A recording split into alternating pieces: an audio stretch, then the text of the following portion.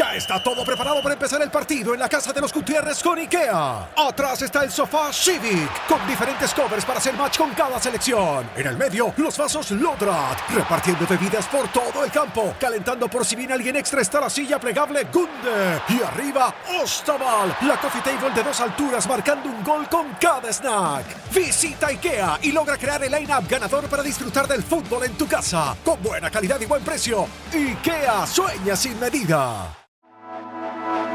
Ser podcast. Estás escuchando el Abierto de Hoy por Hoy. Cada día analizamos las noticias más relevantes de la actualidad, las claves políticas, económicas y sociales, con las voces de los protagonistas y los distintos puntos de vista de nuestros tertulianos.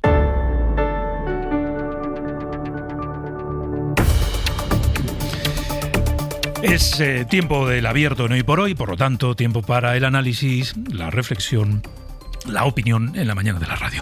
Hoy nos acompañan Cristina de la Hoz. Cristina, bienvenida. Hola, ¿qué tal? Buenos días. Gonzalo Velasco. Hola, Gonzalo. Hola, Pedro, ¿qué tal? Y Antón Losada. Hola, Antón. Hola, ¿qué tal? Buenos días. Dile que has encontrado. Que la has encontrado. Bueno, tengo algo parecido, pero todavía no estoy seguro. ¿De qué están hablando? Dame tiempo. ¿De qué están hablando? De la clarividencia. De la clarividencia. Que a las 8 menos 10 la estaba buscando Antón ahí, entre el café, la tostada y las legañas. Es raro, antes de las 9 es raro que me la encuentre, ya te lo aviso. Bueno, llegará. Venga, vamos en primer lugar a fijarnos en la situación que se está viviendo hoy en Bédar, en el entorno de los Gallardos, en Almería, en la zona del incendio que les contábamos el viernes pasado en esa edición especial de Hoy por Hoy. Allí tenemos a un compañero de la SER, a Javier Ruiz Martínez. Javier, muy buenos días. Hola, de nuevo, buenos días. Estás en Bédar, desde allí, desde primera hora de la mañana, nos estás contando lo que se ve cuando uno mira al horizonte, pero también nos estás trasladando las historias que has ido conociendo. Por ejemplo, la de una mujer de 80 años es la historia de una mujer en medio de las llamas. Una historia que nos deja claro lo rápido, lo rapidísimo que se movió ese fuego alimentado por el esparto, por el viento, por el calor, en fin. La protagonista es una vecina de la población de Serena, en Bédar, pertenece a Bédar, que perdió el contacto con su madre en cuestión de minutos. Sí, se llama Cali, estaba en el trabajo en Mojácar. Pregunté a una vecina de Serena, me dijo, no hay nada, huele un poco a humo, esto a las 5 de la tarde. Y ya empezamos a mirar todos en grupos y vimos que había un incendio en la autovía. Su madre estaba en el pueblo, pero el incendio estaba lejísimos del pueblo. En cuestión de minutos, esta llamada. Me llamó un amigo, me dijo, estoy buscando a tu madre, no contesta, tal. Nos tenemos que ir, porque nos iban a evacuar. Y como su madre no salía del fuego ni tampoco daban con ella, Cali decidió entrar. Estaba esperando, había quedado con ella y no salía.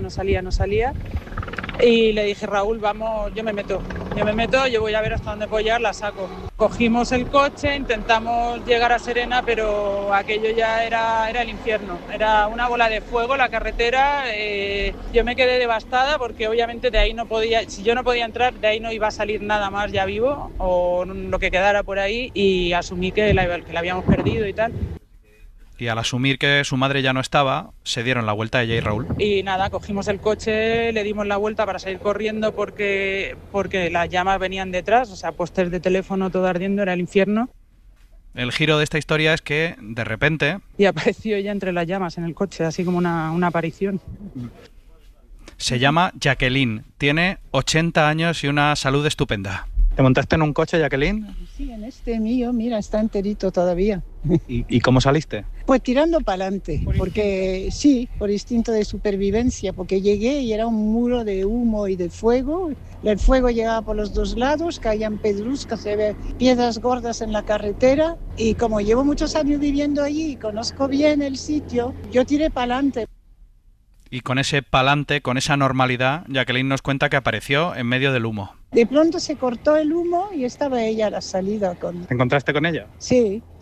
Y era el punto ya de, ya me dijo mi amigo, vamos a darnos la vuelta porque ya no se puede hacer nada. Así que Jacqueline y Cali, su hija, se encontraron en medio del humo. Dicen que es un pequeño milagro. Nos miramos los dos así diciendo, esto no lo estamos viendo, es verdad, está ella dentro del coche, y sí, era ella y estaba también mi perrita con ella, o sea que fue un milagro. ¿Qué sentiste? Joder, alivio e incredulidad, porque no sabía si estaba soñando. De hecho, me he tirado día y medio sin saber muy bien si estaba soñando o no.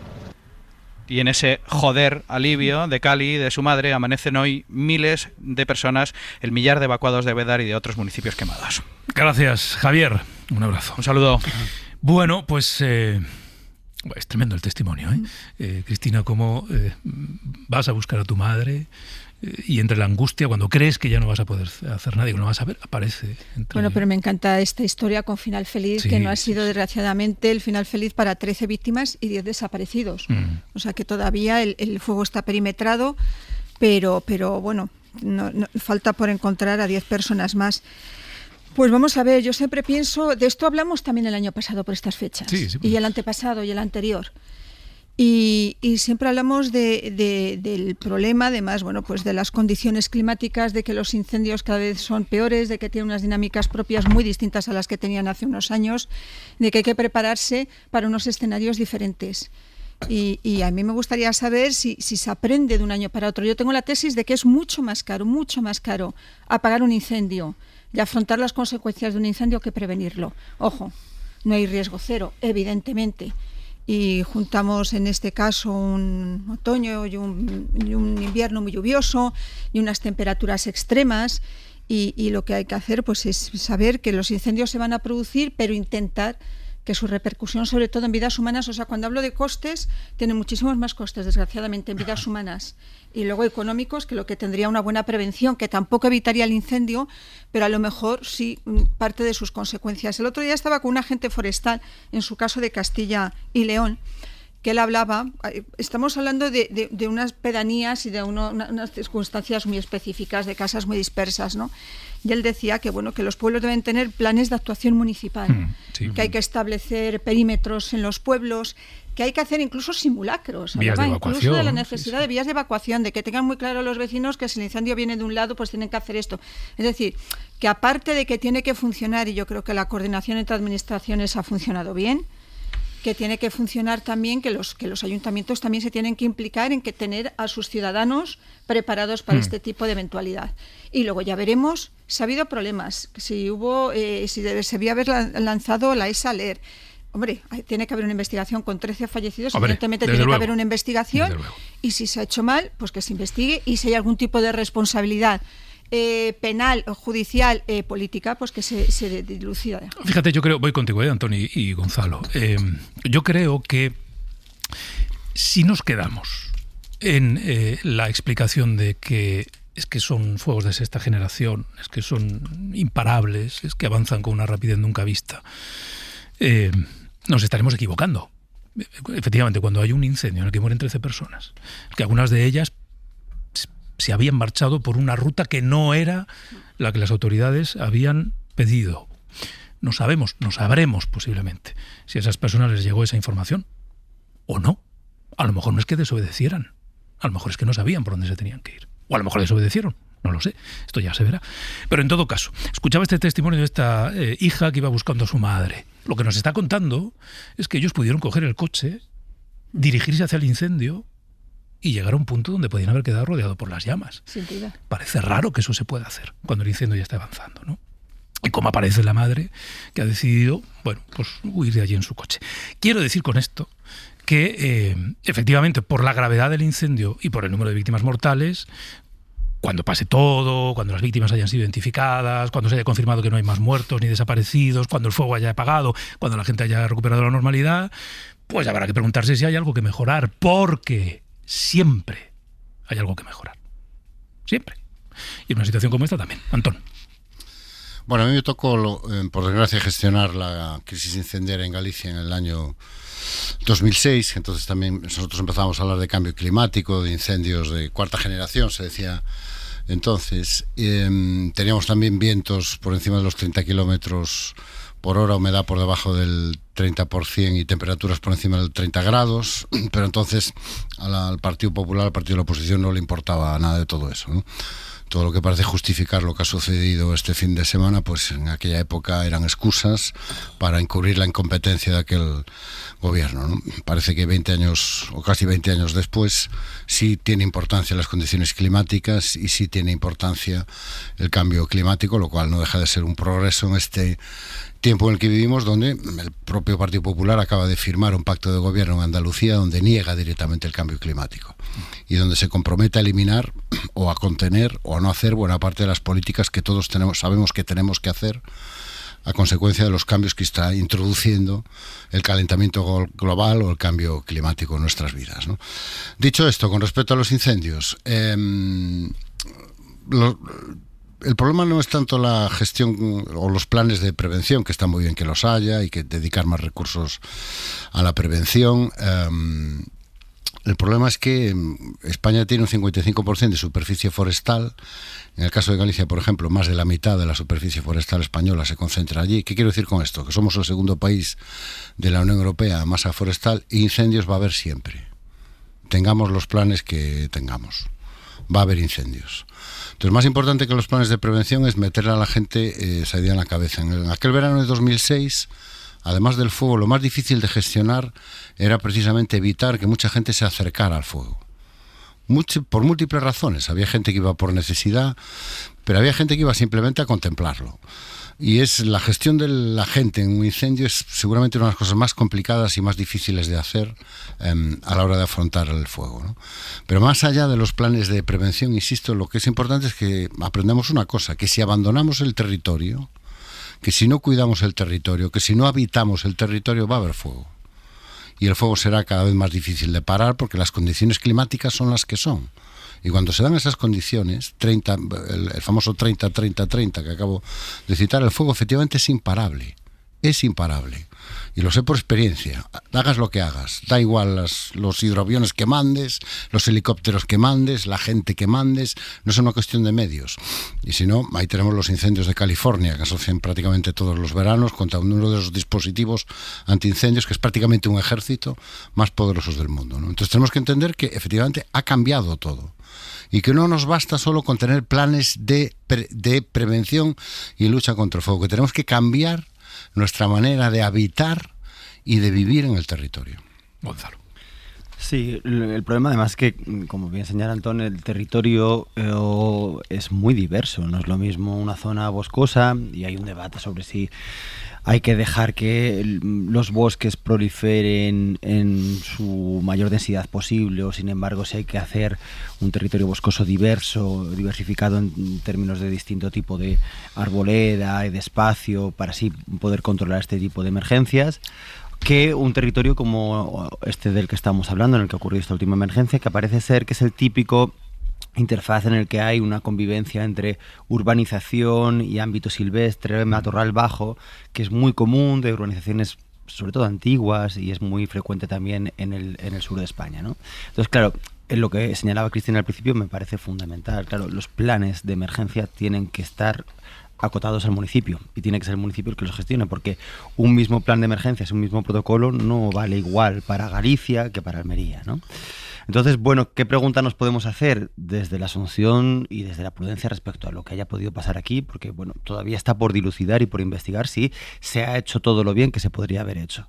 Pero, desde luego, si los planes municipales de emergencia están actualizados. O sea, eso debería ser una tarea prioritaria de cualquier consejero de medio ambiente, de cualquier autonomía. Lo primero es que cada término municipal actualice su plan de emergencias de acuerdo a las características de su territorio y que, de alguna manera, se formulen particularidades, instrucciones concretas de acuerdo a las necesidades de cada terreno, porque es que son distintas y a lo mejor no todos los protocolos no se deben aplicar de una manera homogénea, ¿no?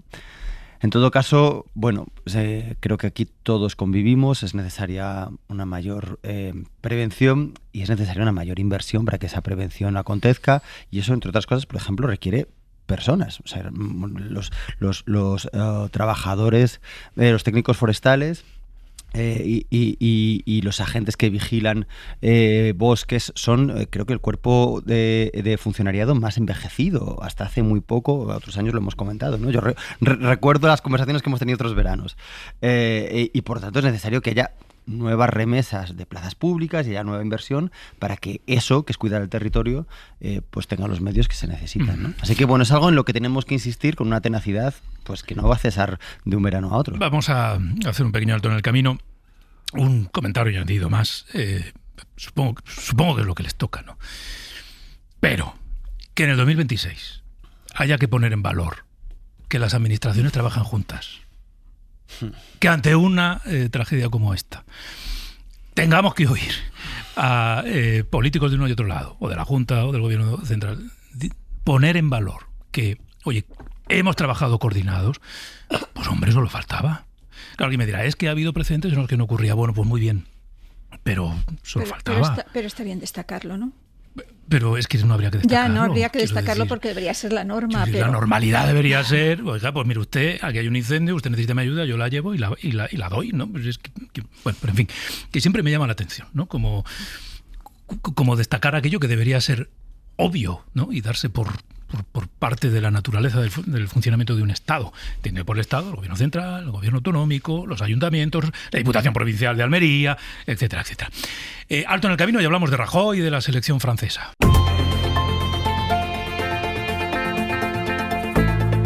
El Abierto. Ser podcast. Y en el tiempo del Abierto esta mañana con Antón Losada, Cristina de Logocio y Gonzalo Velasco. Bueno, vamos hasta París. Raquel Villaecija, muy buenos días. ¿Qué tal, Pedro? Buenos días. Vamos a hablar de Rajoy, de esa columna en la que habla de la selección francesa, diciendo, tienen además una plantilla de altísimo nivel, eso sí, sin franceses. Bueno, pues este comentario, más allá del ruido que ha generado aquí, en España, ha provocado un enfado no pequeño del gobierno francés, le acusa de racismo. El gobierno galo cree que son comentarios inaceptables. Incluso han animado, Raquel, a la Federación de Fútbol a emprender acciones legales. La verdad es que pocas veces el expresidente español ha tenido tanta presencia mediática aquí en Francia.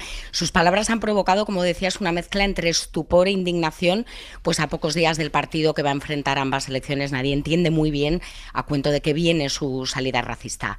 Sus palabras revelan ignorancia también, pues como recuerda la embajada francesa en España, de los 26 jugadores de la selección, 23 han nacido en Francia y los otros 3 tienen la nacionalidad. Desde el gobierno, el ministro del Interior, Logan Núñez, ha calificado de absolutamente inaceptables sus palabras y la ministra de Ultramar ha ido más allá y ha criticado que con cada victoria de Francia surjan siempre los mismos insultos racistas y dice que esto no es un desliz, sino un odio metódico contra Francia y lo que representa. El presidente de la Federación Francesa de Fútbol, Philippe Diallo, ha criticado este racismo intolerable que dice hace cuestionarse sobre el clima que se vive en el fútbol y le ha dicho a Rajoy que los jugadores de la selección francesa no necesitan ningún certificado de nacionalidad de su parte. Pues vaya, gracias Raquel. Gracias a vosotros. Esto decía Raquel, nunca Rajoy había despertado tanto interés en Francia. Antón. Uy. ¿Qué? Bueno, lo hablábamos mientras buscábamos la clarividencia primero de la mañana, ¿no? Yo creo que es estas cosas que en tu cabeza suenan genial. Normalmente cuando las pones por escrito y en papel te das cuenta que no son tan geniales. Ese suele ser el test de calidad, el control de calidad. En este caso yo creo que el control de calidad le ha fallado a Mariano Rajoy, ¿no? Y son estas cosas, insisto, que en tu cabeza pueden sonar muy brillantes o geniales, por así decirlo, y una vez que lo pones escrito te das cuenta de que esto no solo no es genial ni brillante, sino que es un comentario profundamente racista, aunque yo que conozco un poco a Mariano Rajoy no creo que lo sea, pero sí es un comentario profundamente colonial, que eso sí se corresponde más con la mentalidad del Rajoy que yo conozco, ¿no? Que es que hay ciudadanos de primera, los auténticos franceses, igual que hay los auténticos españoles, que responden a una descripción muy clara que no hace falta que repita aquí, qué características genéticas y culturales deben tener para ser auténticos españoles o para ser auténticos franceses, que es una cosa muy de la derecha española, lo de decidir quién es y quién no es. Lo estamos viendo en España, llevamos 10 años donde la derecha no es otra cosa que decirnos a todos quién es español y quién no, quién puede ser español y quién no, le guste o no, quiera o no. Los catalanes que no querían ser españoles había que obligarles, y ahora los nietos de los exiliados, pues que quieren ser españoles no, porque dicen la derecha que no son lo suficientemente españoles, ¿no? Y además yo creo que hay que colocar un contexto, como se apuntaba, ¿no? Que es lo que sucedió la semana pasada, que es yo creo una decisión sin precedentes, que es la de suspender el Tratado de Amistad con Francia, con los votos del Partido Popular y Vox. En el caso de Vox lo entiendo porque es un partido antisistema, pero en el caso del Partido Popular me parece absolutamente incomprensible que un partido que ha sido alternativa de gobierno y que ha sido gobierno cuestione el Tratado de Amistad, intente retrasar o bloquear su entrada en vigor, simplemente porque nada que venga de este gobierno puede salir adelante, me parece algo completamente incomprensible, ¿no? Y que responde también a algo que estamos viendo en las últimas semanas, ¿no? Es que lo hemos visto también en Alberto Núñez Feijóo, es decir, la derecha ha ido embruteciendo su discurso en las últimas semanas, en muchos temas, ¿no? Y en este de la nacionalidad también. Gonzalo. Yo no sé si él esencialmente es racista.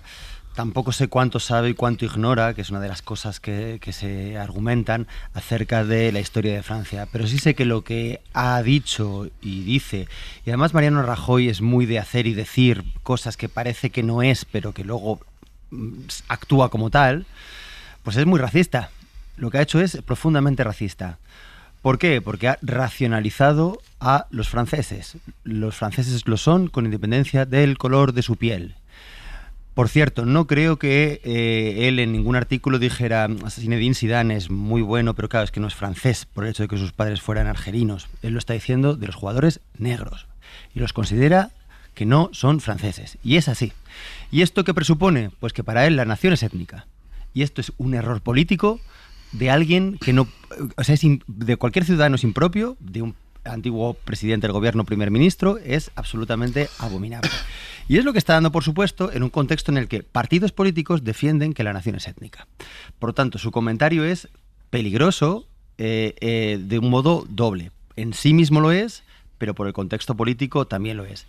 Me parece que es tremendo y yo creo que, de nuevo, no sé si es ignorante o no sé si él es racista, pero desde luego me parece que es fácil asociar a Rajoy algo que yo propongo llamar algo así como el terraplanismo social, ¿no? Que es, a ver si es evidente. Es evidente, unos son blancos y otros son negros. A ver si es evidente, si la mujer gesta y el hombre no, pues entonces la mujer tendrá que hacer cosas propias de quien gesta, cuidar y estar en la casa. A ver, como dice Ayuso, si es evidente, no hay niños pobres en la calle, ¿qué es esto de la pobreza infantil que dicen las estadísticas? Eso de no se ve, por tanto no existe, ¿no? Entonces cualquier razonamiento social que discute esa primera intuición empírica parece que es una abstracción loca de académicos, de la cultura woke o de qué sé yo qué. Pues no. Lo que quiere decir a este señor es que eso que ha dicho es profundamente racista, que la nación étnica en los estados europeos unidos en torno a ideales republicanos y políticos no existe y que de verdad que se quede callado, porque además lo que escribe es bazofia. Así, en resumen. No nos consta, Cristina, que Rajoy... Yo he buscado, digo, a lo mejor ha escrito algo en algún sitio, disculpándose sí, yo o creo que rectificando. Es que encima no lo hace. Teniendo en cuenta no la polémica que ha habido con el gobierno francés, que no menos de 3 ministros han manifestado al respecto, la prensa allí, está toda la prensa, no solo la prensa deportiva, sino la prensa generalista. Vamos a ver, yo estoy convencida de que Rajoy conoce el origen de todos y cada uno de los jugadores, no de la selección francesa, sino de todas las selecciones que están en este mundial. Bueno, tampoco. Sí. Tampoco nos vengamos tan arriba. Sí. Estará con los cromos del mundial, ¿no? Yo estoy convencida de que se los conoce. Entonces, pero sí, yo no sé de deporte sabes. Por eso. Sí. Yo no sé si en cierto modo es una frivolidad, se ha creído su propia caricatura. Tampoco le tengo por alguien racista, no lo sé, a lo mejor hay otras, esto de hacer de exégeta, pero bueno, ha dicho lo que ha dicho en todo caso. Y teniendo en cuenta además que este es un tema muy delicado en Francia. Francia tiene una enorme conflictividad entre lo que se consideran franceses discriminados, es decir, ha tenido grandes conflictos sociales en algunas zonas de Francia por un problema, digamos, hasta no sé, de integración de las segundas, terceras y cuartas generaciones. Esto es una cuestión bastante candente en Francia y muy delicada. Y por eso también ha tenido tantísima resonancia. Pero sí, yo creo que después del revuelo, sí estaría bien que el expresidente del gobierno nos explicara exactamente qué quiso decir y se disculpara, sin ninguna duda. Yo creo que lo hará. Vamos, no sé, creo que lo hará. Igual no. Igual lo deja ahí y ya está. Sí, pero yo creo que el contexto en el que esto se produce es importante. Sí. Yo creo que en otro contexto, a lo mejor, aunque sonara muy bien en su cabeza, a la hora de pasarlo al papel, a lo mejor se habría frenado un poco. No olvidemos todo el debate que se ha suscitado en España en torno a la ley de nietos y quién tiene derecho a ser español y quién no tiene derecho a español, que si vives aquí, que si no vives aquí y tal.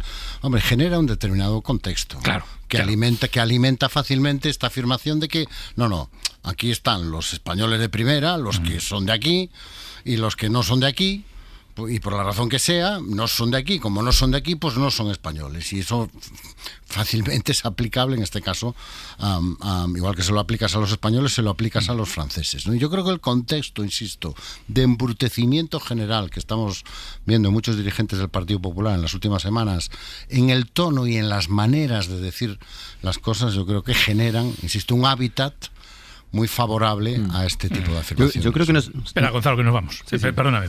Mira que me da rabia cortar a la gente, interrumpir a la gente. Es una de las cosas que peor llevo de esto de tener que moderar. No te preocupes, Pedro. Te pagan para cortarnos. Es para lo que te pagan. Pues con lo que me pagan os voy a cortar cada instante. Venga, seguimos en Hoy por Hoy. Ya está todo preparado para empezar el partido en la casa de los Gutiérrez con IKEA. Atrás está el sofá Civic, con diferentes covers para hacer match con cada selección. En el medio, los vasos Lodrat, repartiendo bebidas por todo el campo. Calentando por si viene alguien extra está la silla plegable Gunde. Y arriba, Ostaval, la coffee table de 2 alturas marcando un gol con cada snack. Visita IKEA y logra crear el line-up ganador para disfrutar del fútbol en tu casa. Con buena calidad y buen precio. IKEA sueña sin medida.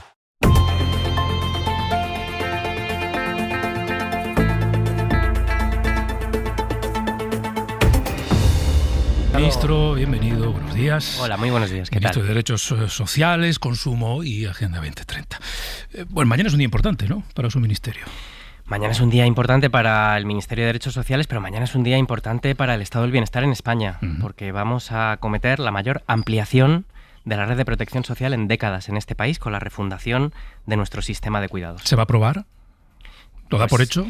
¿Puede haber sorpresa? En política hay que tener prudencia y hasta el último minuto, pero yo confío en que sí, sobre todo por una cosa, porque hemos hecho bien el trabajo, pero sobre todo porque tiene un amplísimo consenso y apoyo transversal de la sociedad española, como pasó con la reforma del artículo 49 de la Constitución, con la Ley ELA, con la ampliación de permisos.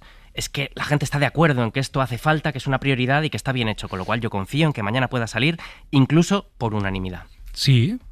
Sí, porque la posición del Partido Popular es completamente incomprensible. Es que en su lógica del no a todo han llegado, se votó en la comisión el otro día y votaron en contra de sus propias enmiendas. El PP lleva años, todas las comunidades autónomas del PP, exigiendo que el gobierno asuma el 50% del coste del sistema de la dependencia.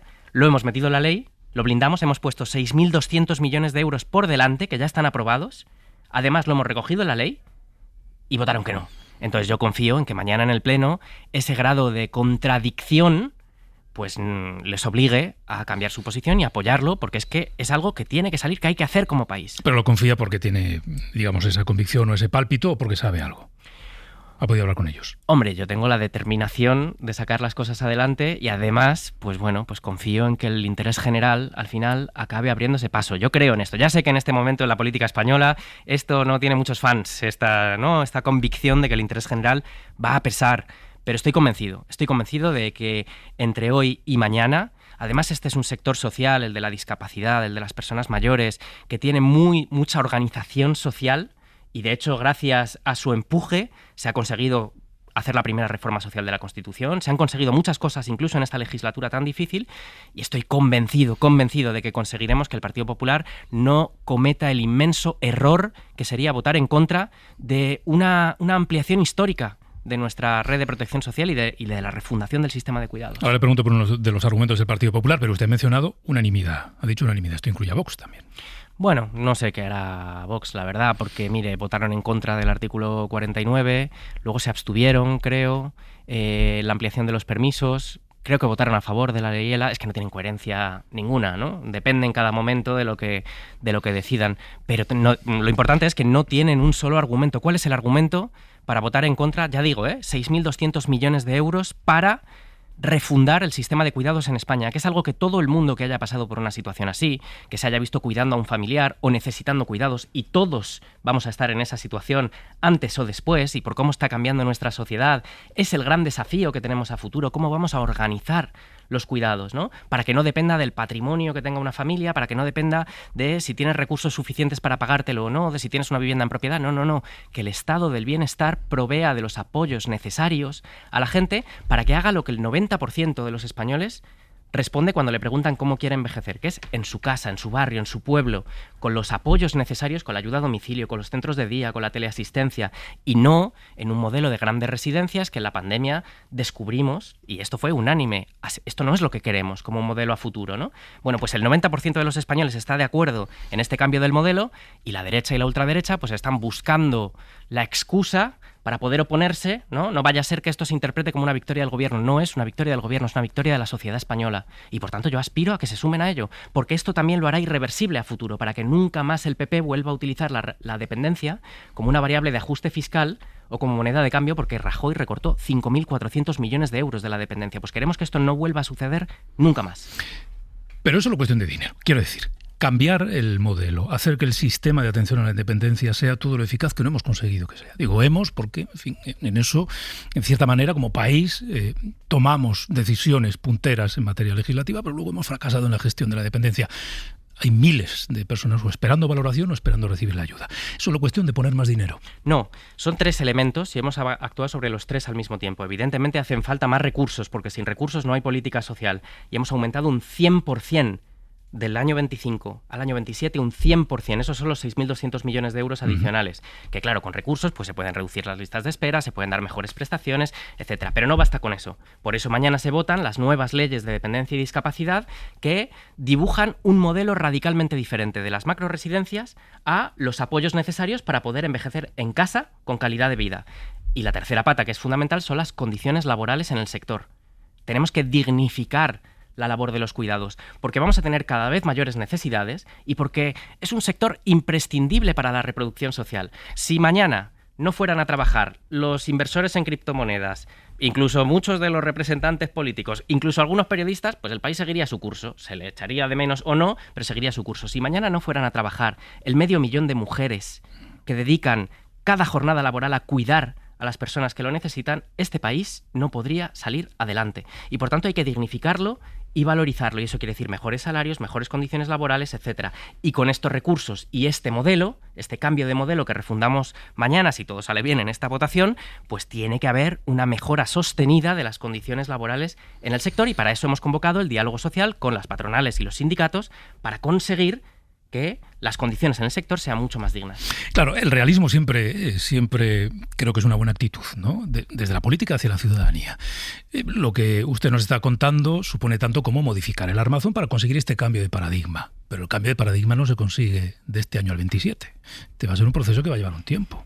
Claro, es una transición que además va a durar décadas, porque fíjese, los países punteros en este nuevo modelo de cuidados, pues como siempre son los países escandinavos, llevan décadas en ello, porque de lo que se trata, al final, con las cifras que tiene nuestro país de evolución demográfica, de transformación de las estructuras familiares, etcétera, vamos a tener que repensar nuestra sociedad profundamente, incluyendo el urbanismo, cómo se construyen los barrios y las casas, el transporte, la cultura, el ocio. Va a ser una transición, una adaptación, porque nuestra sociedad está cambiando, porque cada vez vivimos más años, y esto es algo positivo, es una victoria democrática, que vivamos más años y con más calidad de vida, pero hay que adaptar nuestras estructuras sociales. Y el sistema de cuidados es el pilar sobre el que tenemos que construir. Pues mire, algo parecido a lo que en el siglo XX hizo el estado del bienestar con las pensiones, con la educación pública o con la sanidad, pues en el siglo XXI es la construcción de un sistema de cuidados que permita que en aquellos momentos del ciclo vital en los que necesitamos apoyos, pues que lo público, lo común, el Estado esté ahí para proveer un servicio, un derecho de ciudadanía y un servicio de calidad. No es un chasquido de dedos, no es de la noche a la mañana, pero 6.200 millones de euros ayudan a impulsar ese cambio de modelo. De hecho, no hay precedentes en la política social española de un esfuerzo de esta magnitud para construir, refundar un pilar del Estado social que, como digo, está llamado a ser el eje central de los derechos de ciudadanía en los próximos años. Claro, para que el modelo funcione y para que el cambio de paradigma funcione, las comunidades autónomas también se lo tienen que creer. Por supuesto, y esto es una duda que aparece a menudo. Ok, se pone todo este dinero, todos estos recursos, pero claro, luego cómo se controla que las comunidades autónomas lo destinen a eso. Y la respuesta es muy sencilla.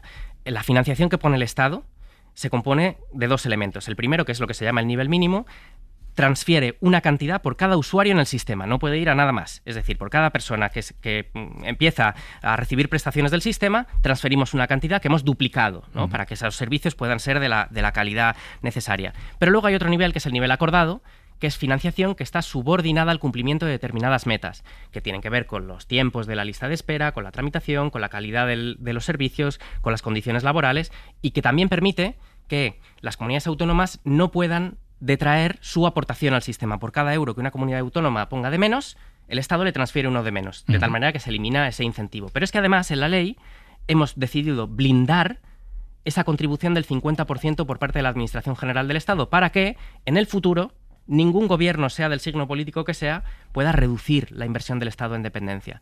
Es decir, estamos generando, es un modelo que creo que está bien pensado para que todo este esfuerzo, toda esta financiación extraordinaria que ponemos encima de la mesa, se traduzca en menos burocracia, menos tiempo de espera, mejores prestaciones, más derechos y mejores condiciones laborales en el sector. Claro, y sobre ese blindaje, perdón que le interrumpa, vuelvo a la posición del Partido Popular. El Partido Popular les pregunta, ya, pero ¿y el dinero dónde lo van a sacar? Si, entre otras cosas, continúo con el argumento, el gobierno es incapaz de sacar unos presupuestos adelante. Claro, pero es que el Partido Popular, es curioso esto, porque ya digo, llevo un poco menos de 3 años en el Ministerio. Desde el día 1, todas las comunidades autónomas con la matraca decían, de hecho, sobre las leyes, decían, no, si el contenido de las leyes nos gusta, no tenemos nada en contra, ninguna razón de fondo para oponernos a las leyes, pero sin financiación, las reformas, ¿no?, los nuevos derechos son papel mojado. Entonces hemos respondido haciendo una cosa inédita, que es poniendo la financiación por delante.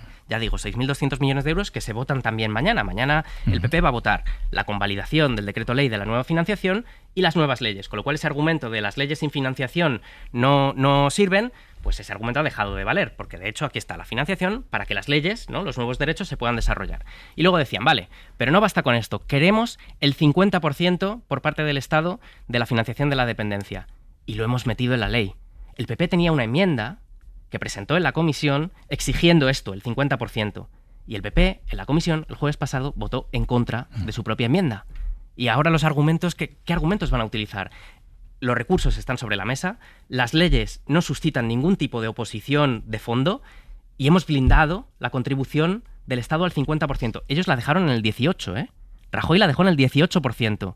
Nosotros la llevamos al 50% y la blindamos por ley. Entonces, es que no les queda ningún argumento. Yo les pido que recapaciten, que no cometan el error de, por esa lógica de corto plazo del no por el no, quedarse fuera de un consenso histórico que dentro de décadas miraremos hacia atrás y veremos que este fue el momento fundacional de la construcción de uno de los pilares de la ciudadanía del Estado social del siglo XXI. Así que salvo el Partido Popular, bueno, Vox me da la sensación de que le importa más bien poco lo que haga. Bueno, es que Vox, si se suma bien y si no, pues da igual. Pero es que no tienen coherencia ninguna, o sea, es que depende cada vez de una razón. Pero bueno, yo creo que si el PP entra, pues probablemente al final entren ellos también. El resto de partidos entran todos. Votaron a favor en la comisión el otro día. Vale. Entonces, bueno, con la cautela debida, pero yo confío en que mañana salga adelante y espero que pueda salir por unanimidad. Y quiero preguntarle por otros derechos. La vivienda es el gran fracaso de la izquierda. La vivienda es la gran crisis que vive la clase trabajadora en este país. Y mire, todo lo que se ha hecho en los últimos años en los gobiernos de coalición, subiendo el SMI, con la reforma laboral, con la subida de las pensiones, con la subida de las prestaciones no contributivas, con la creación del ingreso mínimo vital, toda esa mejora de la posición de las clases trabajadoras, la vivienda ha actuado como un mecanismo extractivo que lo que hace es, pues, detraerle su renta para transformarla en beneficio privado de una clase multiarrendadora compuesta en gran medida también por fondos internacionales que lo que hacen es aspirar riqueza de la economía española. Y es un problema económico porque además esa lógica especulativa del mercado no crea un solo puesto de trabajo, no crea inversión productiva y en muchas ocasiones ni siquiera paga impuestos aquí, porque las estructuras de estos fondos de inversión acaban en un paraíso fiscal. Entonces, nosotros llevamos años peleando, lo conseguimos con la prórroga de alquileres que luego tumbó la derecha en el Congreso, pero hemos anunciado que antes de final de mes habrá un nuevo decreto ley para llevar de nuevo la prórroga reforzada para proteger a 3 millones de inquilinos y otra serie de medidas precisamente para atajar el que es el principal problema, el problema número 1 de la clase trabajadora en España. Antes de que acabe el mes habrá decreto. Sí, eso se anunció desde la mesa del Consejo de Ministros. Seguro. Que antes de que acabe el mes habrá un nuevo decreto ley que incluirá no solo la prórroga de alquileres, sino también la regulación de los alquileres de temporada, que se utilizan de forma fraudulenta para año a año subir las rentas sin ningún control, y los alquileres de habitaciones, que es donde vive la gente más vulnerable ahora mismo en esta crisis de vivienda y que queda fuera de la protección de la ley de vivienda, entre otras muchas cosas. Pero sí, habrá un nuevo decreto ley antes de final de Ahora mismo de mes. no hay ninguna zona de fricción entre Sumar y el PSOE respecto a este decreto. Bueno, pues sobre vivienda creo que es público y notorio que ha habido modelos diferentes, ha habido múltiples fricciones, como es normal en un gobierno de coalición, pero lo importante es que se anunció ese acuerdo y antes de final de mes lo vamos a llevar con el objetivo de hacer algo parecido a lo que se hizo con la reforma laboral. ¿Recuerdan que se decía que en España la precariedad, la temporalidad de los contratos era un mal endémico, el desempleo altísimo y que no se podía hacer nada? Y que cuando se anunció la reforma laboral para dar estabilidad y hacer indefinidos los contratos se dijo, esto va a hacer colapsar la economía. Bueno, pues no ha pasado. En la vivienda, salvando las distancias, pasa algo parecido. La precariedad de los contratos de alquiler, la vulnerabilidad de los inquilinos, el hecho de que existan múltiples vías para cometer fraude, como la temporada y las habitaciones, vamos a hacer lo mismo. Vamos a dar derechos a los inquilinos, vamos a garantizar estabilidad y, evidentemente, generar las condiciones en las que se pueda pinchar la burbuja especulativa, esa espiral alcista que está haciendo que todo lo que se ha ganado en términos de salarios y de prestaciones, pues se esté perdiendo por ese agujero negro que es la vivienda, que solo beneficia a unos pocos. Mire usted, me voy a agarrar a un adjetivo que usted ha mencionado en una respuesta anterior. Decía una prórroga del alquiler reforzada. ¿Reforzada en qué? ¿Cómo? Bueno, pues cuando llevamos la primera prórroga, recordarán que hubo mucha polémica y que las derechas la acabaron tumbando en el Congreso, pues hubo decenas de miles de familias que la pudieron pedir y pudieron extender sus contratos durante 2 años. Esas prórrogas son plenamente válidas y, de hecho, algunos de los mayores fondos de inversión propietarios de vivienda en este país así lo han reconocido. Han aceptado que esas prórrogas eran legales y están vigentes. Pero queremos que la pueda pedir pues toda la gente que no la pudo pedir entonces y queremos extender también el plazo de cobertura para que pues pueda llegar a más familias inquilinas, ¿sí? Y también incorporaremos pues las matizaciones y las solicitudes que nos hicieron algunos de los grupos políticos que entonces no la apoyaron y que dijeron, si introducen estas variaciones entonces o estos matices, entonces la podremos aceptar, pues para que salga adelante. Hablamos de Junts. Hablamos de Junts, el PNV también hizo alguna aportación de cosas que son sensatas y razonables y las incorporaremos también en aras de que pueda salir adelante este decreto ley. Claro, porque si no el riesgo sería el mismo. Bueno, pero es que esa es la tónica de toda esta legislatura. Las mayorías parlamentarias son extraordinariamente complejas porque así lo decidieron los españoles y españolas en las urnas y requiere de un esfuerzo.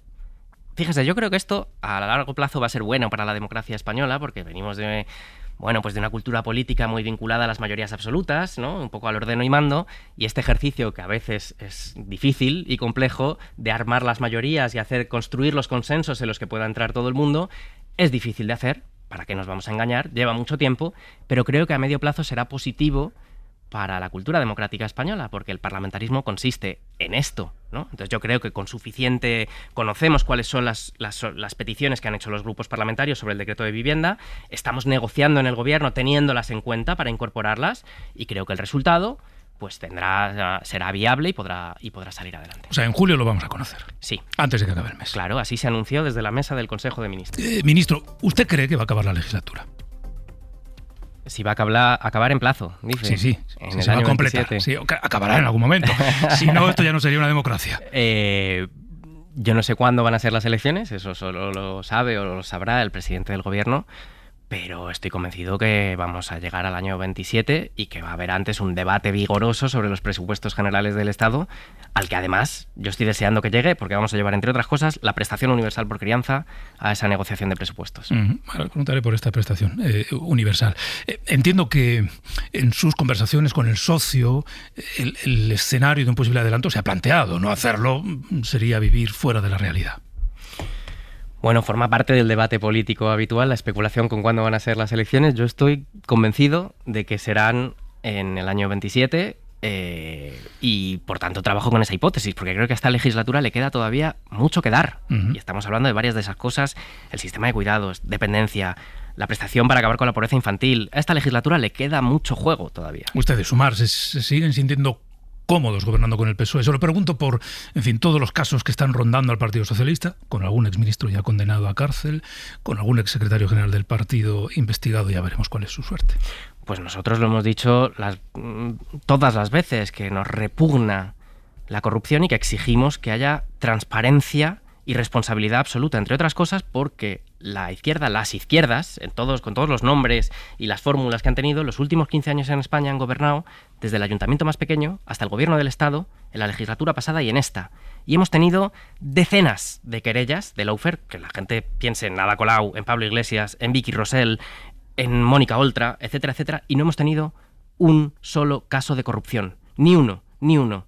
Y para la izquierda estar en el gobierno como socio minoritario siempre es incómodo, porque nuestra misión es proponer, estirar, empujar todo lo que se pueda y convencer al socio de gobierno para tirar todo lo que se pueda, y siempre lo que conseguimos es menos de lo que nos gustaría. Pero yo creo que la izquierda tiene que tener la cabeza bien alta, por lo que se ha conseguido en todos estos años. Podremos haber cometido muchos errores, pero nunca nos hemos confundido de objetivo, ni de lealtades, ni de bando. Y en eso seguimos, ¿eh? La vivienda, la dependencia, la prestación por crianza. Nosotros estamos en el gobierno para eso, y lo digo con la cabeza muy alta, resignación ninguna. Y cuando lleguen las elecciones vamos a pelear para seguir mejorando las condiciones de vida de la clase trabajadora, que es lo que hacemos siempre. Oiga, y si la cabeza tiene que estar tan alta, ¿por qué da la sensación de que la gente se va de sumar? Los líderes se están marchando, algunos no quieren terminar de comprometerse, que es algo que le han reprochado a usted también. Bueno, yo no me han reprochado. Bueno, o sea, no me siento reprochado, al revés. Cuando le han preguntado si quiere o no ser candidato. Me siento muy honrado. No reprochado en absoluto.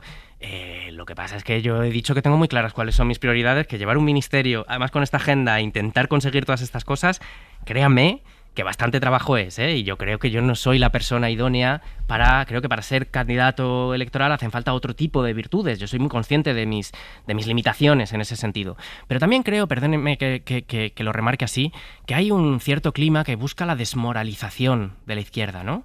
Y es un ciclo muy largo, es normal que haya desgaste, es un momento muy complejo en la política española, pero como digo, creo que la izquierda no tiene que tener resignación ninguna, sino la cabeza muy bien alta, porque lo que hemos conseguido hay muy pocos países en el mundo ahora mismo y podremos debatir si los pasos adelante son grandes o pequeños, si se tendrían que haber dado más rápido o más, pero hay muy pocos países que sigan avanzando en materia de derechos sociales, de defensa del multilateralismo, de oponerse al genocidio en Gaza, a la guerra ilegal en Irán, apoyando la transición ecológica, con una política antirracista, con la regularización, subiendo el SMI, subiendo las pensiones, peleando por conquistar nuevos derechos. Y eso, de nuevo digo, desmoralización ninguna, exigencia máxima. Pero la izquierda va a estar a la altura de las próximas elecciones, no tengo la más mínima duda, y creo que puede estar muy orgullosa de lo que ha hecho, porque ha hecho que España sea un país diferente a lo que estamos viendo en la mayor parte del mundo. Y eso es gracias a que la izquierda está en el gobierno. Bueno, pues responda no a mí, sino a los votantes de Sumar, que puedan tener esta sensación de, pero ¿qué está pasando en el partido al que yo voté, ¿no? Del que, vuelvo a decir, algunas de las personas que lanzaron el proyecto y que lo impulsaron hasta el lugar en el que está, se están retirando, se están apartando. Ya le digo, no me responda a mí, responda a un hipotético futuro votante de Sumar. Sí, es evidente, pero también no es atípico o anómalo que la izquierda pues siempre hemos sido un espacio muy plural, hay muchas organizaciones, hay liderazgos diferentes, pero yo estoy convencido, y es verdad que llevamos unos meses muy intensos, de debate muy intenso, la propuesta de Rufián, la refundación, ¿no? de ese frente amplio con organizaciones diversas, varias elecciones autonómicas en las que ha habido fuerzas de izquierdas que han sacado resultados muy notables, a pesar de las circunstancias. Yo estoy seguro que cuando llegue el momento electoral, la izquierda va a estar a la altura. Creo que hay una demanda de la gente de izquierdas, de que haya una candidatura viable, solvente, eficaz, unitaria, que saque el mejor resultado posible, y estoy convencido de que así será.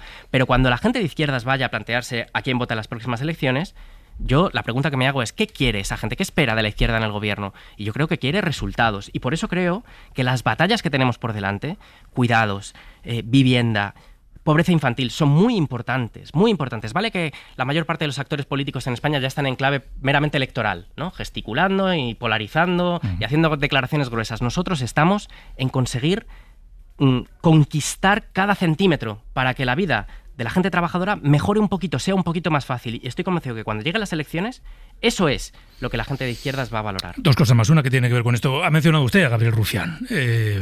Está el run de si su idea, su propuesta, esa aspiración de unidad es o no viable. ¿Usted en qué cree que va a acabar esa iniciativa? Pues yo creo que Gabriel Rufián puso sobre la mesa la pregunta adecuada.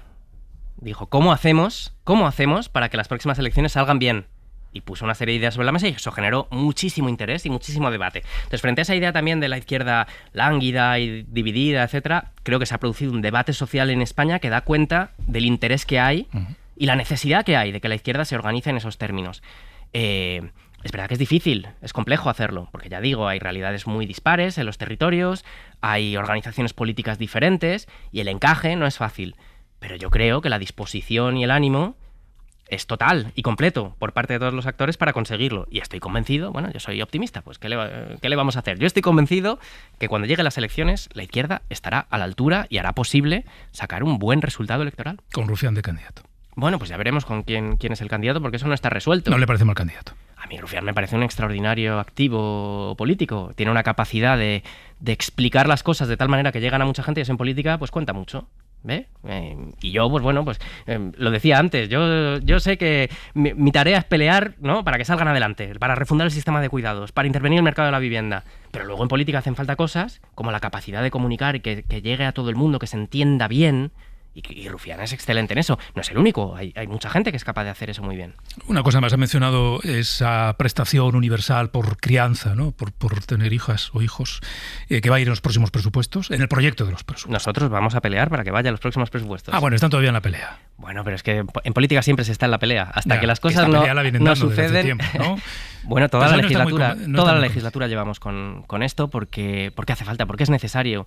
Porque, mire, con todas estas medidas que hemos puesto sobre la mesa en estos años, ya digo, el salario mínimo, la reforma laboral, el IMV, etcétera, etcétera, las pensiones, hemos conseguido reducir la intensidad de la pobreza infantil en España, pero no erradicarla. Los porcentajes siguen siendo inaceptables para la cuarta economía de la zona euro. Y estamos viendo que en un país que está creciendo económicamente, con un desarrollo que no tiene comparación en los países de nuestro entorno, pues no puede ser que 1 de cada 3 niños y niñas pues crezcan ante el riesgo de exclusión social o de pobreza. Y eso tiene una respuesta que se llama prestación universal por crianza, que existe en 17 países europeos. ¿De cuánto sería en España? Pues nosotros lo que planteamos es que sea de 200 euros al mes por cada hijo a cargo hasta los 18 años de edad. Y una prestación así podría reducir de manera inmediata la pobreza infantil en la mitad y de la mitad restante reducir su intensidad en la mitad. Y la intensidad de la pobreza es determinante porque es lo que explica que se pueda, lo que determina que se pueda pues dar una alimentación adecuada, comprar un segundo par de zapatillas o comprar libros para los niños y las niñas. Entonces, con esa medida y además el retorno económico de una medida así se paga sola, porque el coste estimado de la pobreza infantil en España es de 50.000 millones de euros al año. Entonces es una medida que es racional, que es justa y que es necesaria. Y por tanto la vamos a defender y la vamos a pelear para que pueda ver la luz antes de que acabe la legislatura. Pues lo veremos. Pablo Bustinduy, ministro de Derechos Sociales, gracias por habernos acompañado esta mañana. Un verdadero placer, que tenga un buen día. Ya está todo preparado para empezar el partido en la casa de los Gutiérrez con IKEA. Atrás está el sofá Civic, con diferentes covers para hacer match con cada selección. En el medio, los vasos Lodrat, repartiendo bebidas por todo el campo. Calentando por si viene alguien extra está la silla plegable Gunde. Y arriba, Ostaval, la coffee table de 2 alturas marcando un gol con cada snack. Visita IKEA y logra crear el line-up ganador para disfrutar del fútbol en tu casa. Con buena calidad y buen precio. IKEA sueña sin medida. Con Cristina de la Hoz, Gonzalo Velasco y Antón Losada en el tiempo de la tertulia. Ahora le preguntaremos a Pedro Jiménez qué va a pasar hoy en la audiencia de Madrid respecto al caso de Begoña Gómez, juez Peinado, etcétera, etcétera. Pero yo creo que merece algún comentario algunas de las cosas que nos ha dicho Pablo Bustinduy. Gonzalo, voy a empezar por ti. Bueno, primero como reflexión del marco, ¿no? Hablar de dependencia, hablar de discapacidad, hablar de vivienda, hablar de prestaciones por crianza. En el fondo es hablar de políticas que permean en el 100% de la sociedad. Fíjate, iba a decir menos, pero no, es que creo que el 100% de la sociedad está afectado por cualquiera de las realidades de las que hemos hablado con el ministro, ¿no? Y un sistema de dependencia mejor, más eficaz, más rápido, que valore y dé las ayudas con la rapidez que ahora no tiene. Unas leyes que mejoren los derechos de las personas discapacitadas. Una prestación universal, si es que finalmente convence al PSOE, que por lo que ha dicho parece que siguen teniendo discrepancias, que dé ayudas, como hay en 17 países, creo que ha dicho, a quienes tienen hijos, ¿no? Todo esto son políticas de un impacto que se extiende a la totalidad de la sociedad de este país. Claro, y además el ministro Bustinduy enfoca estas políticas de una manera muy adecuada y que creo que merece la pena ser destacada. A ver, no desde un punto de vista asistencial, no como ayudas puntuales a quien vaya necesitándolas, sino como derechos universales, como una corresponsabilización hacia avatares de la vida y contingencias a las que todos, por el mero hecho de ser seres humanos y conciudadanos, estamos expuestos. Todos vamos a envejecer, no se trata de ayudar a quien no puede pagarse un determinado servicio. Necesitamos seguir reproduciendo la sociedad y por lo tanto tener descendencia, de modo que toda la sociedad tiene que mutualizar los gastos de tener hijos y no solamente ayudar a quien no puede pagar los gastos asociados a la crianza. Todos tenemos derecho y necesitamos tener una vivienda digna y por lo tanto es necesario buscar un modelo para conseguirlo. Y creo que esta concepción de los derechos sociales vinculados a la esencia de la ciudadanía y por lo tanto con carácter universal y no asistencial es un modo adecuado de hacerlo y me parece muy relevante que el ministro Bustinduy lo haga. Desde luego es seguramente es uno de los ministerios más importantes desde un punto de vista de izquierdas, él le da de buen contenido. Es complejo porque un ministerio como este necesita negociar con economía, con hacienda, con política territorial cada uno de sus medidas y de sus contenidos, pero realmente justifica en buena medida que la legislatura siga adelante. Si mañana se consigue aprobar esta ley, es verdad que el ministro Bustinduy habla de argumentación, si os fijáis, ¿no? Es una ley muy bien argumentada, el Partido Popular no puede entrar en contradicciones. Bueno, no es lo mismo argumentar que negociar.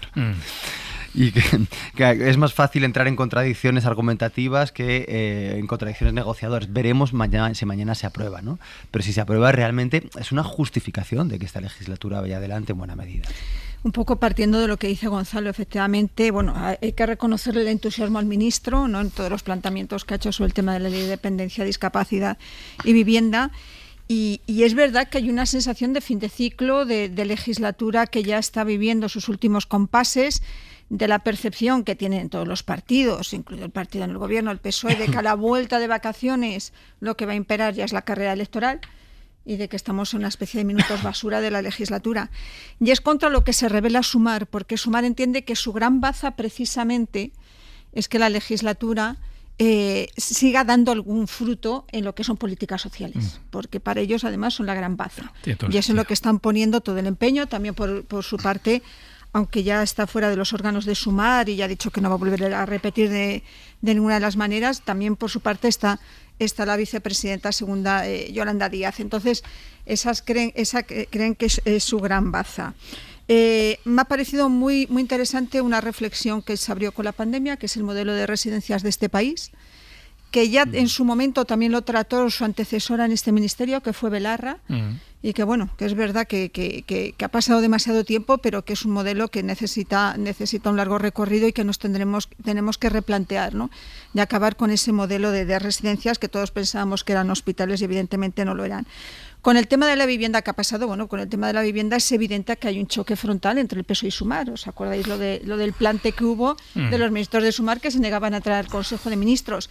El modelo que plantea Sumar no es el modelo del PSOE. A lo mejor finalmente sale aprobado, pero no es el modelo del PSOE y nunca lo fue.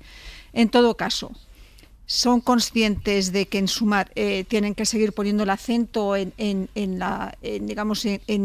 poner sobre la mesa cuestiones que justifiquen que la legislatura sigue viva, y tiene un enorme problema luego de liderazgo y de articulación de una izquierda a la izquierda del PSOE.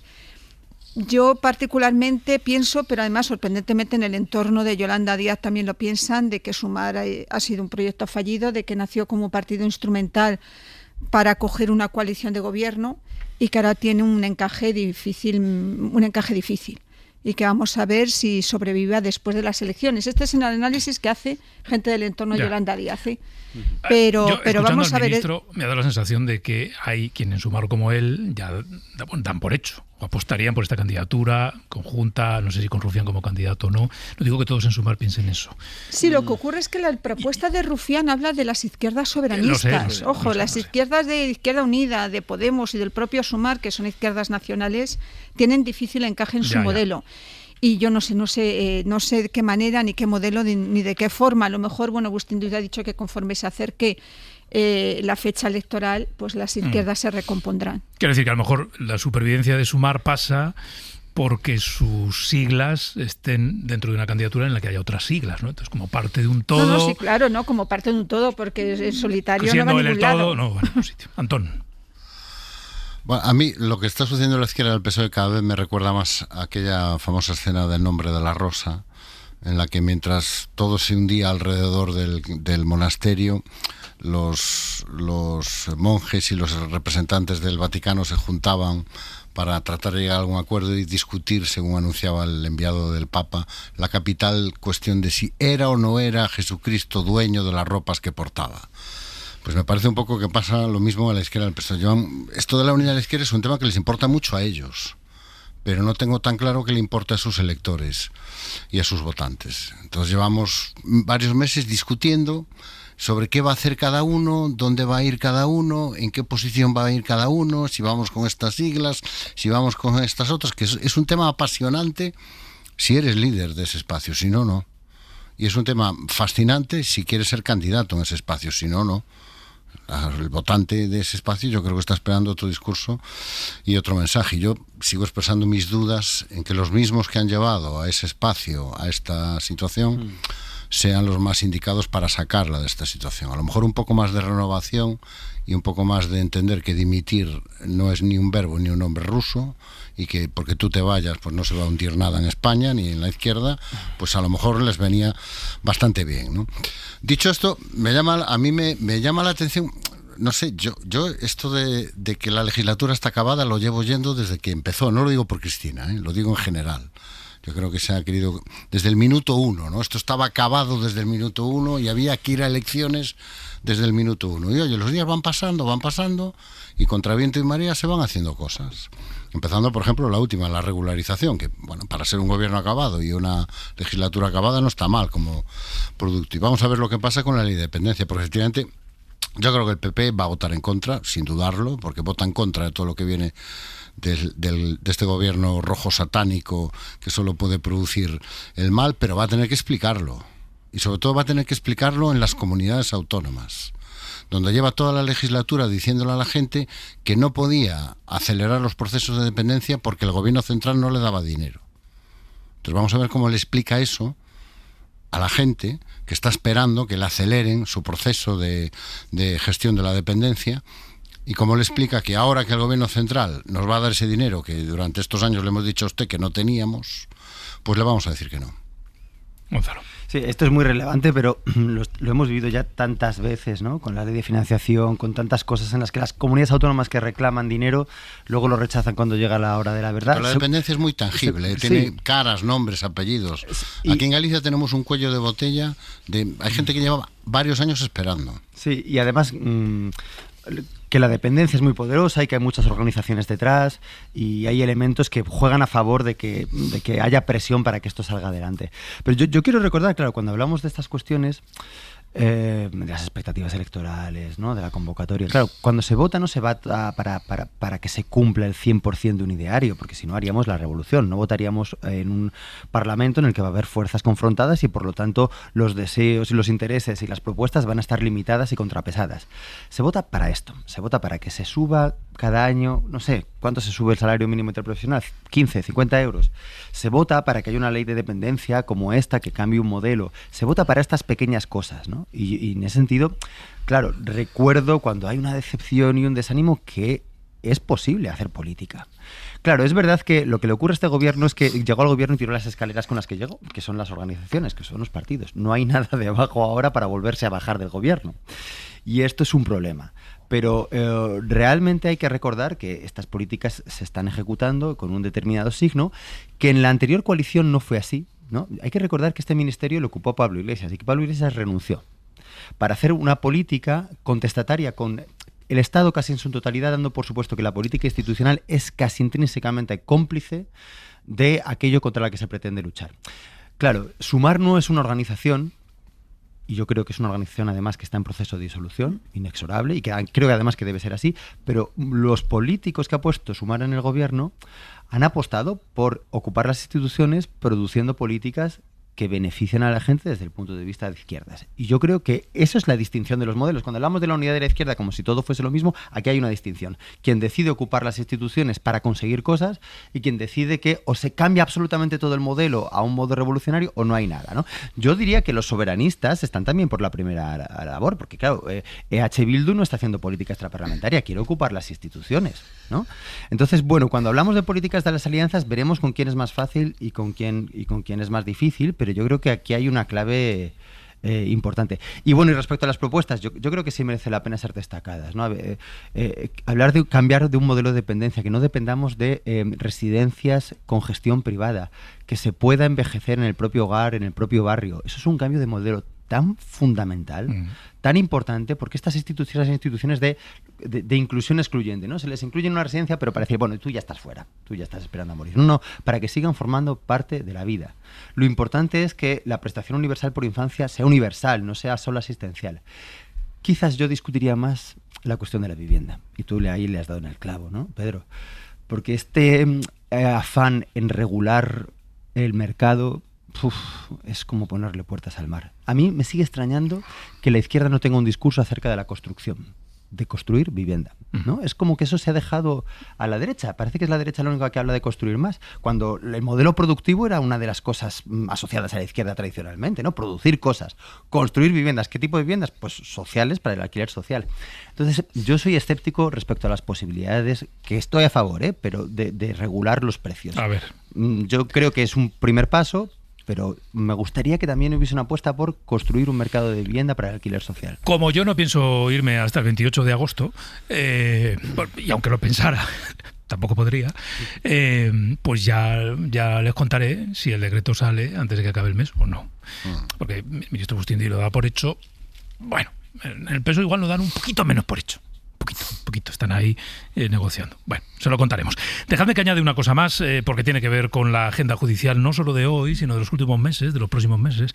Pedro Jiménez, buenos días. ¿Qué tal, Pedro? Buenos días. Bueno, hoy se reúne la Audiencia de Madrid, la Audiencia Provincial de Madrid, para deliberar sobre recursos presentados por Begoña Gómez contra varias cosas. Una de ellas, la más relevante, la medular, la decisión de enviarla a juicio con jurado. La mujer del presidente del gobierno, Begoña Gómez, se sienta en el banquillo, se sentará en ese juicio con jurado, salvo que la audiencia lo rectifique. Que esta es una de las decisiones que tienen que tomar a partir de hoy. No sé si va a ser hoy, pero a partir de hoy, Pedro. Sí, la sección 23 de la Audiencia de Madrid se reúne, además lo hace en pleno. Son los 5 magistrados para examinar fundamentalmente 2 relatos. El de Peinado, que ve indicios de que Begoña Gómez y el empresario Carlos Barrabés forjaron una relación de intereses cuando Pedro Sánchez ganó las elecciones. Ella despegó profesionalmente con la codirección de una cátedra en la Complutense a la que arropaban distintas empresas, y él consiguió 2 contratos públicos con fondos europeos. Cristina Álvarez, que es la asistente de Gómez, ayudaba en esas actividades privadas mientras cobraba un sueldo público, ejerciendo unas funciones, dice el juez, que eran operativas y no meramente accesorias. Enfrente está el relato del fiscal y de las defensas, que acusan al juez de construir teorías alambicadas sobre tramas de corrupción, con el matrimonio de Begoña Gómez como excusa, y de provocar una deliberada confusión en los hechos para tratar de dibujar unos delitos que no existen. Recuerdan que la cátedra se creó siguiendo el cauce establecido, que el beneficio de los acusados y de esas empresas patrocinadoras ha sido 0, y que la relación de Begoña Gómez con esta universidad arrancó en 2012, 6 años antes de que su marido llegara a la Moncloa. Peinado atribuye a Begoña Gómez los delitos de tráfico de influencias, corrupción en los negocios, malversación y apropiación indebida. Se enfrenta a 24 años de cárcel. La primera vez que el instructor ordenó ir a juicio, los recursos prosperaron, pero esta vez, Pedro, las fuentes nos dicen que es muy improbable que se pueda frenar el juicio, aunque apuntan a que la sala puede recortar algunos excesos en la instrucción. Bueno, pues ya nos contarás, Pedro. A ver si mañana aquí estamos pendientes. Hay solución. Gracias. Claro, el problema, tengo 2 minutos. Venimos, por unir una cosa con otra, ¿no? Venimos de que el ministro de Derechos Sociales nos cuenta algunas de las transformaciones en las que están trabajando. Pero claro, están estos casos, ¿no? Que al final siempre es el sí, pero, o yo qué sé, Begoña Gómez, caso Begoña, o el caso del hermano, o el caso Leire, que esta semana, por cierto, tiene una semana plagadísima de declaraciones.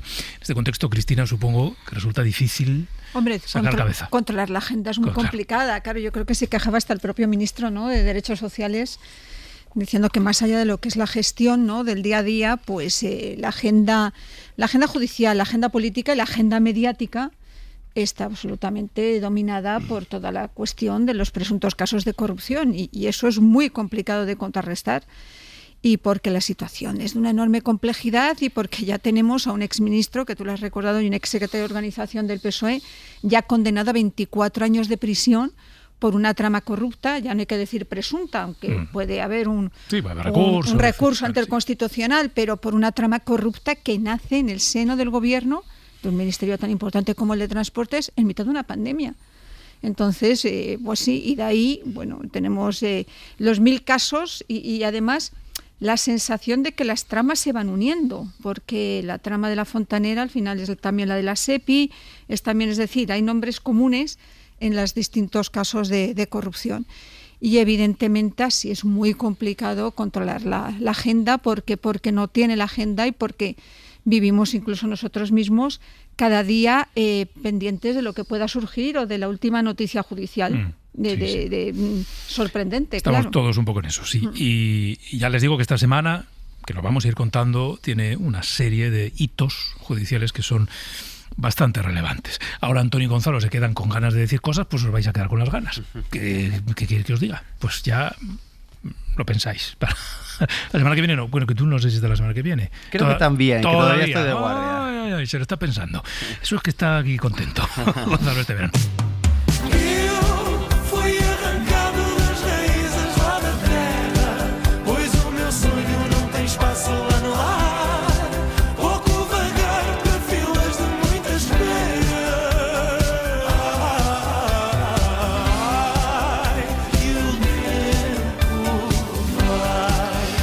Bueno, Sergio, Pascual, Sergio. Muy buenas. ¿Qué tal? ¿De qué vamos hoy? Pues mira, por secreto de sumario no puedo adelantarte los temas que te vamos a ofrecer ahora en la mesa de redacción, pero te voy a dar una ligera pista. Te vamos a ofrecer temas que tienen que ver con lo que comemos y con lo que bebemos. Bueno, pues entonces ya me gusta. Y hasta ahí se puede leer, que decía, que decía el clásico. Después en Agente Doble, con Aitana Castaño, que ya habrá estado también antes en la mesa de verano, vamos a contar las vidas paralelas de personas que habitualmente se dedican a una cosa y que después en sus vacaciones, en su tiempo de veraneo, se dedican a otras. Hoy esto nos lleva, las vidas de Agentes Dobles nos llevan a Gabriel y Quique, que son dos médicos que durante sus vacaciones realizan programas de cooperación médica en países del tercer mundo. En concreto, Gabriel opera cáncer de cuello de útero en el Congo y Quique, que es oftalmólogo, lo hace operando cataratas en el Sáhara. Estos son los perfiles que junto con Aitana Castaño vamos a desarrollar en esta sección. Y ya sabes que mi osadía, que raya la locura, no tiene límites. ¿Qué tal la verbena? ¿Fuiste a la verbena? Sí, estuve en la verbena. Se dio muy bien. Sí, se dio muy bien. No se cayó el escenario esta vez. No, esta vez aguantó todo bien. Estaba petada la verbena, mucha gente diciendo, sí, tienes que insistir, tienes que defender el pueblo. Y digo, pues sí, este lunes voy a defender el mejor dulce del pueblo, que yo digo que lo hacemos en Pozondo. Ojo. Eso. Es que me meto asuntos de estado. Gente, Cuidado. El mejor dulce del pueblo. Abrimos el teléfono para los oyentes, 900 100 800. Yo digo que es la torta de manteca. Ustedes pueden llamar ya al 900 100 800 para decir lo contrario, para enterrarme en azúcar. Voy a defenderme con uñas y dientes. Lo que dice Pascual, para quien se incorpore este lunes al Hoy por Hoy de Verano, es que Pozondo es el mejor pueblo. En todo. El nuevo Bilbao. En todo. El nuevo Bilbao. Pozondo es el nuevo Bilbao. Y esta semana defiende que el mejor dulce está en Pozondo. La torta de manteca. La torta de manteca. Parece delicada. Sí, hombre, sí. Dicen sí, todos. Sí, que te lo crees tú. Donde esté la tarta de Viveiro. Ya ha empezado la guerra. Eso necesita frío. No la he probado todavía. Necesita frío. Pues, 900. Es que, claro, cuando uno no tiene mundo, pues claro. No, pero tú has probado la torta de manteca. Chicos, dejadme que diga el teléfono. 900 100 800. Vale, vamos a terminar. Me he dado cuenta que al ser lunes no hay dos agentes dobles, sino que hay tres.